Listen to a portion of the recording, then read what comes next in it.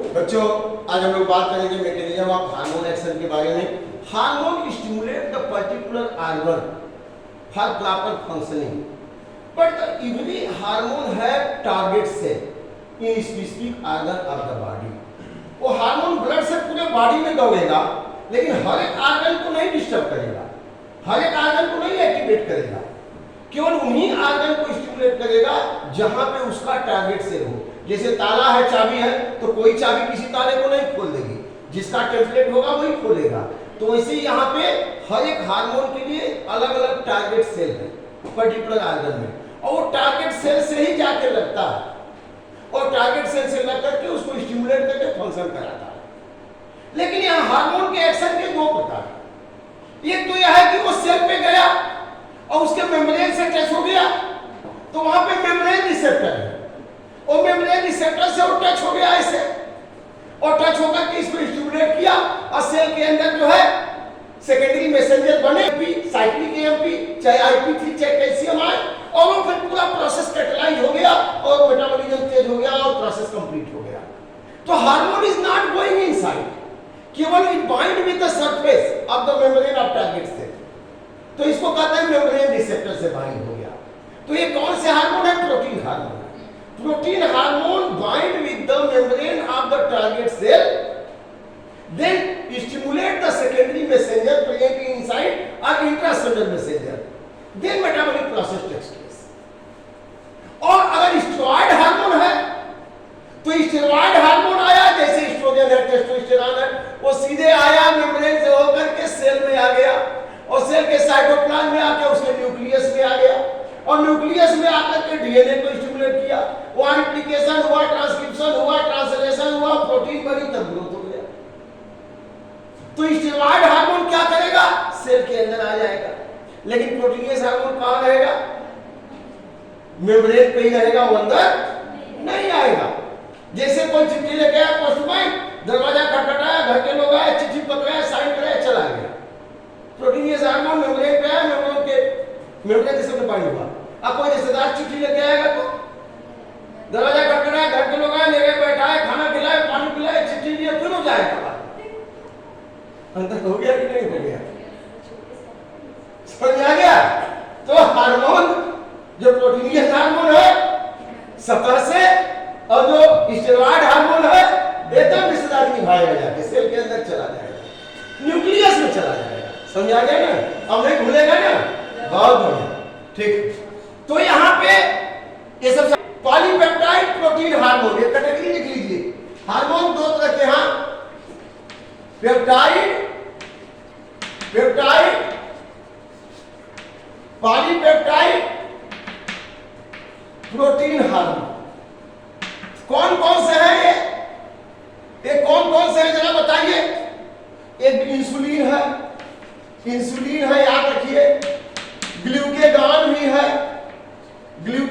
भी है, hypothalamic hormone जो हाइपोथैलेमस से निकलते हैं, हाइपोथैलेमिक हार्मोन भी सब के सब क्या है? प्रोटीनियस है। समझ आ रहा है कि नहीं? इसके बाद स्टेरॉयड हार्मोन। स्टेरॉयड कौन कौन से हैं? स्टेरॉयड में कौन कौन से हैं? अब आप जानते हैं कोर्टिसोल, कोर्टिकॉइड, टेस्टोस्टेरोन। इसके अलावा कौन है? एंड्रोजन, प्रोजेस्टेरॉन, एंड्रोजन और कौन? प्रोजेस्टेरॉन। ये सब के सब कैसे हैं? स्टेरॉयड। तो ये लोग सेल के बाहर मेम्ब्रेन में रहेंगे, सेल के अंदर आ जाएंगे, ये वाले हार्मोन क्या करेंगे? सेल के सतह पे मेम्ब्रेन रिसेप्टर से ही बाइंड होंगे। इसके बाद आयोडोथायरोनिन, तीसरा है आयोडोथायरोनिन। ये कौन है? थायरोक्सिन, मालूम है कि नहीं?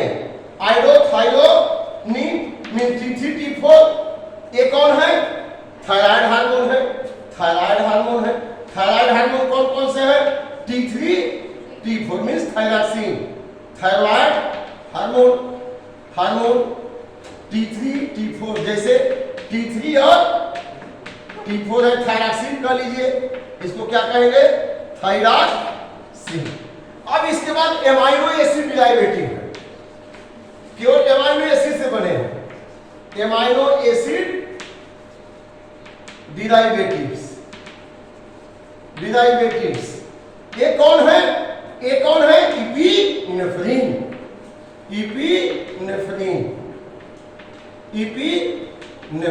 एड्रेनालिन, इपीनेफ्रिन, ये सब क्या है?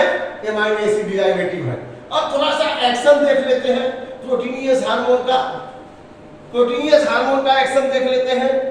यहां पे सेकेंडरी मैसेंजर कौन कौन होंगे? Action of proteins hormone. तो प्रोटीनस हार्मोन किससे बाइंड होगा? मेम्ब्रेन रिसेप्टर से। इट बाइंड विथ किससे? Membrane receptor. It bind with membrane receptor and stimulates intracellular receptor. किसको स्टिमुलेट करेगा? Intracellular receptor. लाइक कौन कौन है intracellular receptor? CAMP, cyclic AMP, या IP3 या कैल्शियम आयन, इसको स्टिमुलेट करेगा to catalyse the metabolic process को कैटलाइज करने के लिए सेल। ये किससे बाइंड होगा? Bind with membrane receptor of target cell. किससे बाइंड होगा? Membrane receptor of target cell. अब इंसुलिन का टारगेट सेल कहां होगा जरा बताइए? इंसुलिन का टारगेट सेल कहां होगा? लीवर सेल में होगा। अब जैसे FSH है, FSH का टारगेट सेल कहां होगा? मेल में होगा सर्टोली सेल और फीमेल में होगा डेवलपिंग फॉलिकल्स, ओवेरियन फॉलिकल्स। तो ये क्या करेगा? ये सेल का मेम्ब्रेन है, ये सेल का क्या है? मेम्ब्रेन। अब ये FSH हार्मोन आया, मेम्ब्रेन रिसेप्टर से क्या हो गया? बाइंड हो गया। और जैसे ही मेम्ब्रेन रिसेप्टर से बाइंड हुआ तो यहां पर रिस्पांस फर्स्ट हुआ। ये खुद अंदर नहीं आया, पोस्टमैन की तरह बाहर ही है, क्यों? मेम्ब्रेन रिसेप्टर से बाइंड हो गया और इसको क्या किया? रिस्पांस फर्स्ट हुआ। अब यहां generation of second messenger, cyclic AMP, calcium ion या IP3। ठीक है। अब ये क्या करेंगे? ये बायोकेमिकल रिस्पांस होगा, मेटाबॉलिक प्रोसेस होंगे और फिजियोलॉजिकल रिस्पांस होगा और ओवरी ग्रो कर जाएगा। देखिए यहाँ पे FSH है तो ओवेरियन फॉलिकल को ही ग्रो करा रहा है ना, तो ओवेरियन फॉलिकल को ग्रो कराने के लिए इमेच्योर फॉलिकल के सेल को आया लगा, वहां से रिस्पांस फर्स्ट हुआ। क्या हुआ? Generation of cyclic AMP, calcium ion, then biochemical response, अब इसके बाद bioconsumption, then physiological action, then growth of the ovarian follicle. Clear हो गया? Action of